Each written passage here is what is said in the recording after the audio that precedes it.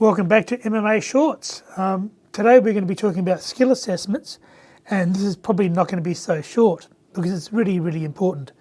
So, what is a skill assessment? So a skill assessment is effectively the independent authorities established by this Department of Home Affairs to assess a person's qualifications and work experience. Now there are 42 skill assessing authorities in general. Now there's VetAssess and Trades Recognition Australia. They do both trades and non-trades occupations. They're probably the biggest and the one we'll encounter the most. Then you have the Australian Computer Society, Engineers Australia, the medical boards, which for doctors and nurses, the accounting bodies, there's 3 of those, and ATSL is for teachers, and then there's a whole range of others.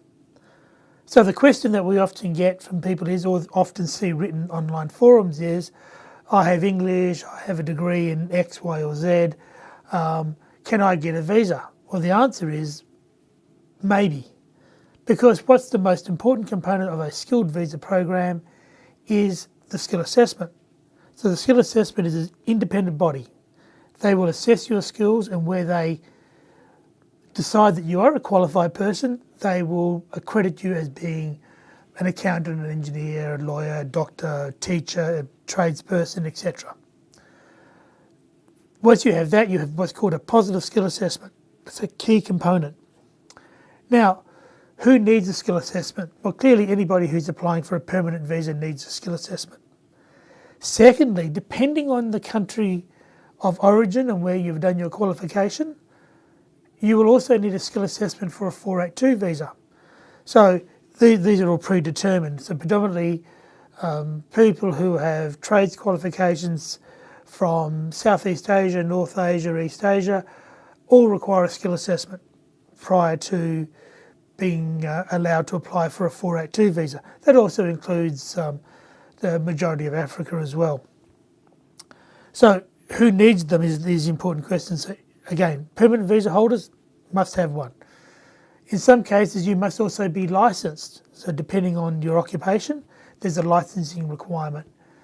And depending on even where you intend to live or to work, for example, engineers in Queensland must also hold a licence, but not for any other state of Australia. So there's lots of variations in skill assessments.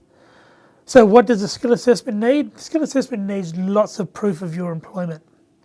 Your qualification, of course, can be verified by an assessment against your university criteria. And that's one thing. So that's the first part. That's the easy part to some extent.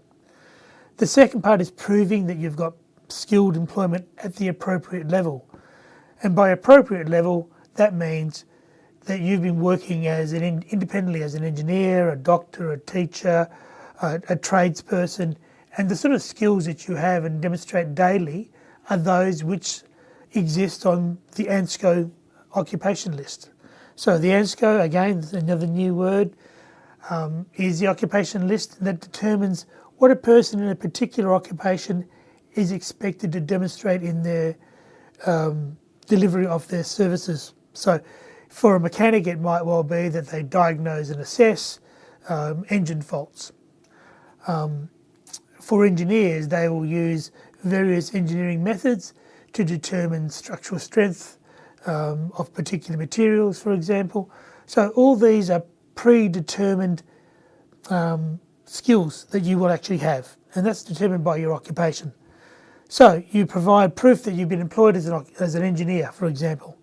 That will be your pay slips, that will be your contracts, that will be an employment reference. But the employment reference is very, very specific in terms of how it's written. And this applies to all of the occupations. It's not a standard reference letter.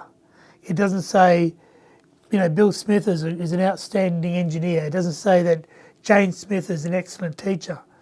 It says that Bill does X, Y, and Z, and Jane demonstrates these sorts of skills in the classroom each day.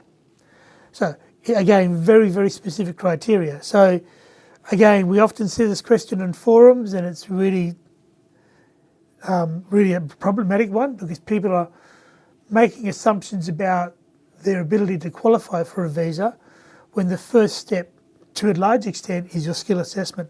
In fact, Your skill assessment can be done before you even have your required English level. So that's how important the skill assessment is. So if you're talking about a permanent visa to Australia, skill assessment first. That is your step one in the process. Without a skill assessment, there is no visa application. So again, if you're interested about skill assessments, come and talk to us. Always very happy to engage with people seeking to come to Australia and to understand the process. Thank you again for watching, and we look forward to talking to you again very soon.